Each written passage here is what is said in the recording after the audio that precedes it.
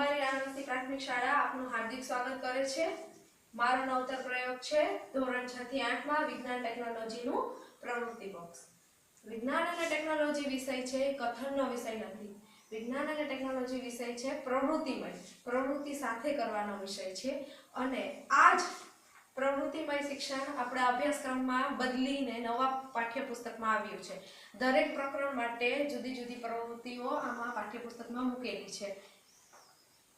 પહેલા સેમેસ્ટરમાં મેં બધી પ્રવૃત્તિઓ કરાવી, પણ આ પ્રવૃત્તિ કરાવવા માટે મારે અમુક સમસ્યાઓ પેદા થઈ, જેમ કે કંઈ પણ નાની સાધન સામગ્રીને કારણે તે હું પ્રવૃત્તિ કરાવી શકતી નથી અને જે તે સમયે યોગ્ય સમયે હું પ્રવૃત્તિ કરાવી શકતી ન હોવાથી બાળકો માટે તે સિદ્ધાંત કે નિયમ સમજવો મુશ્કેલ હતો।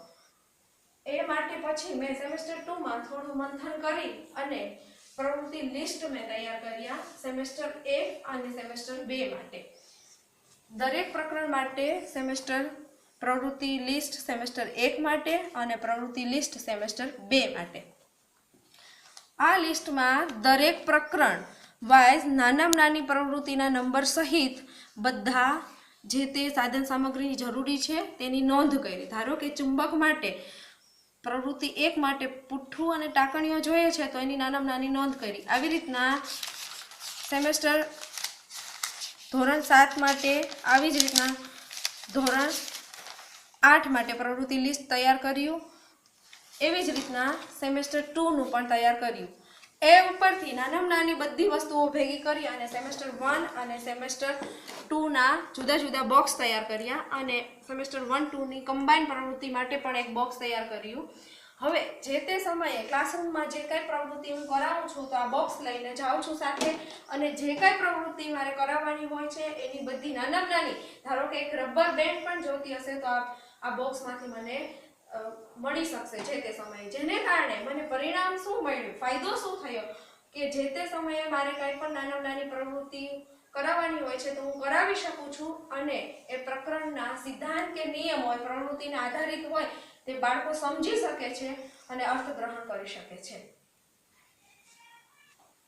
ચાલો મારા રૂમની સાયન્સ લેબ તમને બતાવું। આ છે બધા માનવ અંગો વિશે જાણકારી લઈ શકીએ।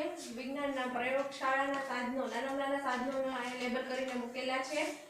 આ છે મોબાઈલ લેબ, બાળકો દ્વારા બનાવેલા નાના વૈજ્ઞાનિક રમકડાઓ અહીંયા ગોઠવેલા છે। આ બાજુ આવી જાઓ, અહીંયા નિદર્શન ટેબલ છે કે જ્યાં કોઈ પણ પ્રયોગ કરી અને અમે નિદર્શન કરી શકીએ છીએ। આ છે મારું સાયન્સ કોર્નર અથવા તો સાયન્સ બુલેટિન બોર્ડ, જેમાં નવા કંઈ પણ સાયન્સ વિષયના પ્રોજેક્ટ કે કંઈ પણ નાની માહિતી અહીંયા બાળકો દ્વારા લગાવવામાં આવે છે। આ બધા વૈજ્ઞાનિક રમકડા છે જે બાળકો દ્વારા તૈયાર કરવામાં આવ્યા છે।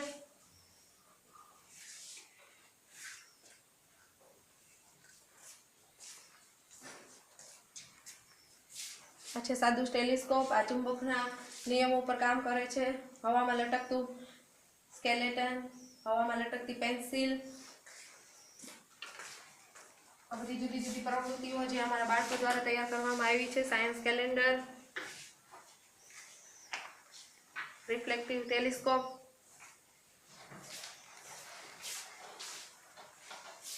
પેરિસ્કોપ,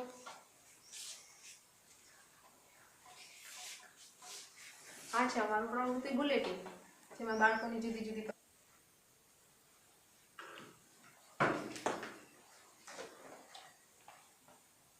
પછી આગળ આપણે એનો પ્રેક્ટિકલ કરશું।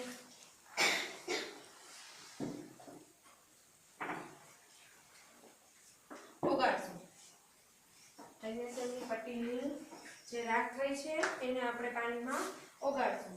આપણી પાસે કેટલા લિટમસ પત્ર હાજરમાં હોય કરીને તમારે અવલોકન કરવાનું છે કેવું દેખાય છે, થોડું પરિવર્તન દેખાય છે તમને તો લાલ લિટમસ પત્ર પર શેની અસર થાય છે ભાઈ શૈલેષ? લાલ લિટમસ પત્ર ભૂરું બનાવે છે। હા, લાલ લિટમસ પત્ર ભૂરું બનાવે તો ધવલ